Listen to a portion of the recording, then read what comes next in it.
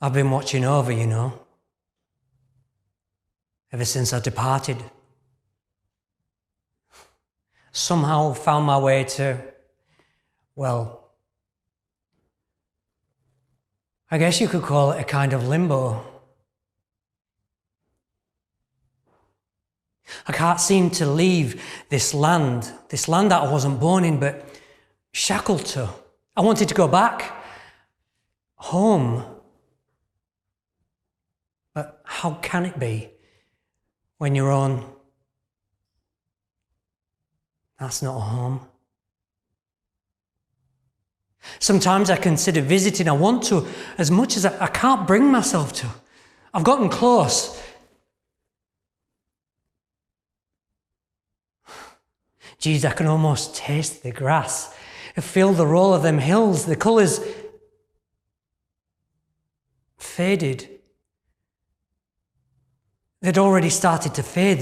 There's dirty machine smoke tiptoeing, clinging to everything. Into you it's blurred the colours. The eyes stung. The eyes absorbed it. They never stopped weeping. The women. Once she saw me strong. I was that.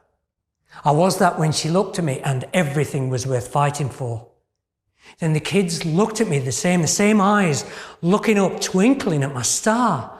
And I knew who I was.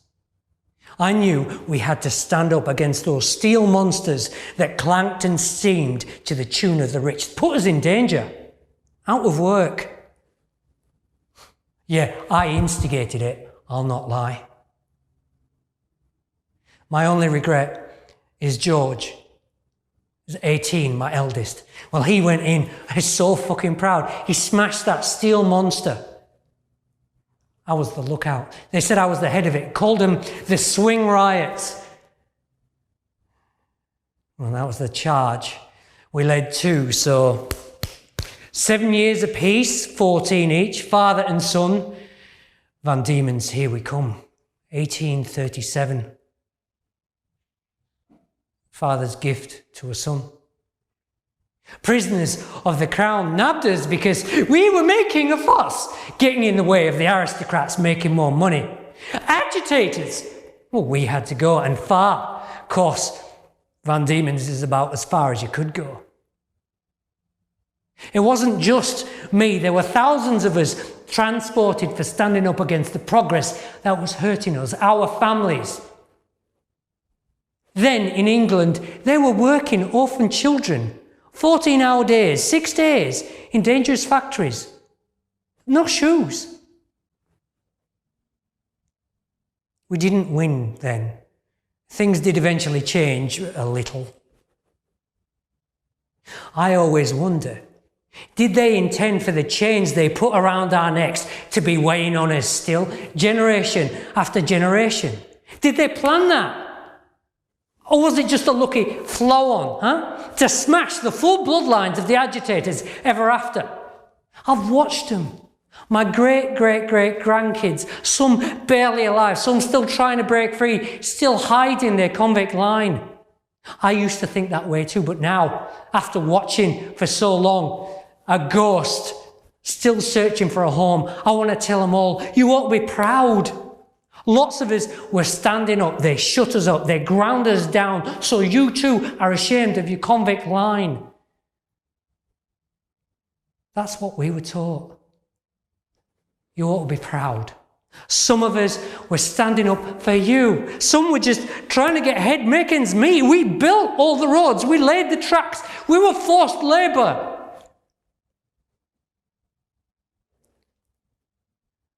When I look at it now, how it's played out, truly, I marvel at it. I get the same feeling when I take a trip over them camps. I can do that out here in Limbo. I couldn't believe it the first time I saw it. Row after row after row after row after row. You ever seen it? Fuck, you'll never forget it. All of them forced to make the next row, none the wiser, making each other's deathbeds more tracks for the trains to pull up right outside so the freezing walk in the snow doesn't lose the starved labour asset on the long walk into camp. We were transported too, but the surgeon looked after us on the long trip over because we were money to the crown. They wanted our bodies for as long as they could get them because every day they had us was free labour for them. Cities built for free because they called a man a criminal. So they didn't sell us on like in the Americas for the cost of the trip to some master who brutalised them. No. By then they were onto that. They'd seen what happened when they sold on to private owners. Why waste an asset you could have working for you, under the thumb, submitting for generations? As long as you set it up right at the beginning, make sure the scum knows who's in charge. Remind them that their scum hold their freedoms over their heads. Make sure they know they'll never be believed over a master. Fuck their women, like their property. Less than animals, like everything's their property. You don't have to cut out their tongue, but you have cut out their tongue.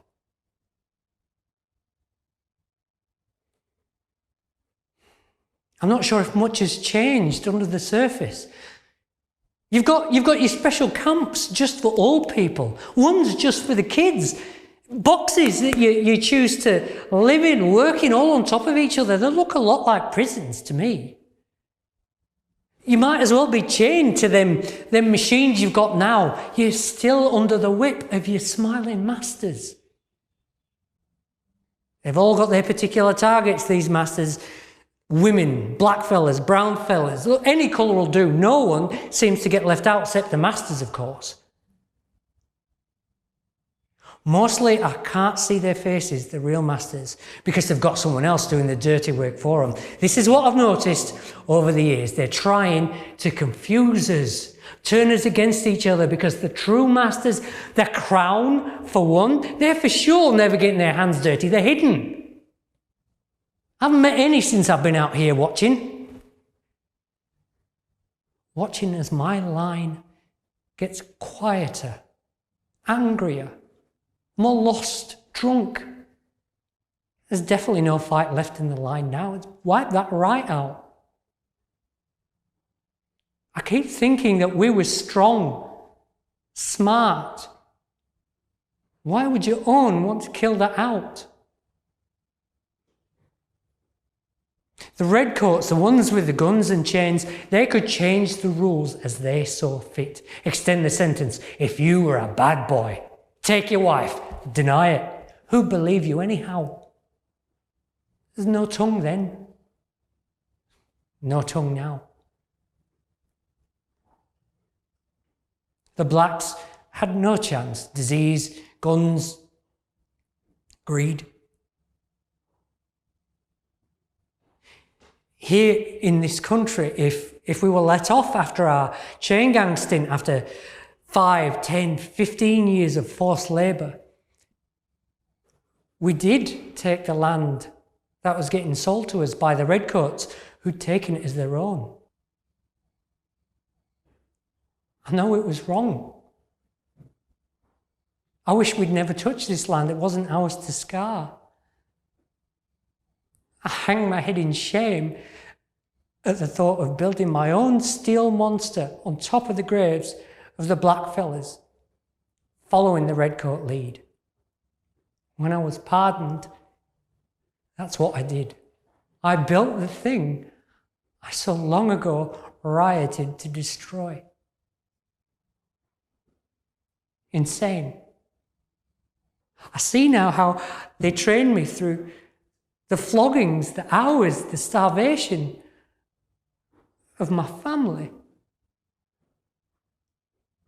my home, a thing that no longer existed anywhere. Nowhere was there a place for me. Only this place. We'd all been displaced. I see this all over the world, all the ones that the power wants to use, to exploit, to consume, to build their riches. They eat us up and they spit us out. It happens again and again and again. I see myself my line, following their ways, their rules, becoming second-rate masters. They're trainers to be like them, then we're guilty too, walking in their shoes. They've invaded our bodies and our children feel it. They don't know what it is. They can't speak it, but they're feeling it. Shame. The need to hide, to work harder. Look, I try not to think about it, but it always comes creaking back into my head. What makes a person want to squash another so badly that their body's not even home anymore? Truly, how is that made? That desire not just to kill, but to torture inside long term? I question myself again and again. How? Why did I let them get into me so deep, into the bodies and minds of my family? I've killed not only my spirit, but also the spirit of my line. We silence ourselves now. Drunks. Lost. Putting on the Aussie act. Big, strong, solid blokes. Fun with a beer, easy going, until you've had a few more. And slowly that scowl grips at the skin of your face and you remember that you've been fucked by your own. Fucked by your home. And you wonder why. Why did you deserve this? Then all that's just going on in your body. And Mrs. that once loved, you wore her out too. She came to this land of her own accord for you. Once she looked at you,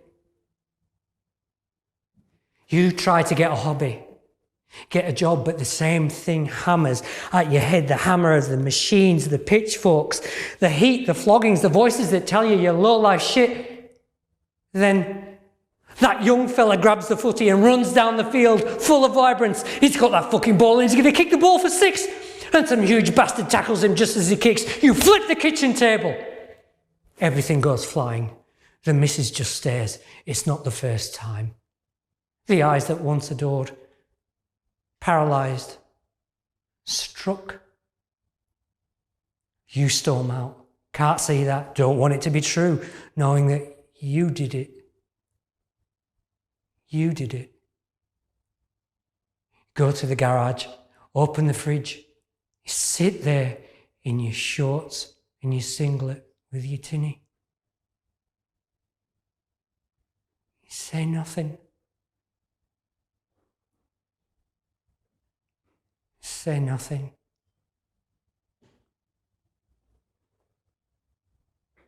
You say nothing.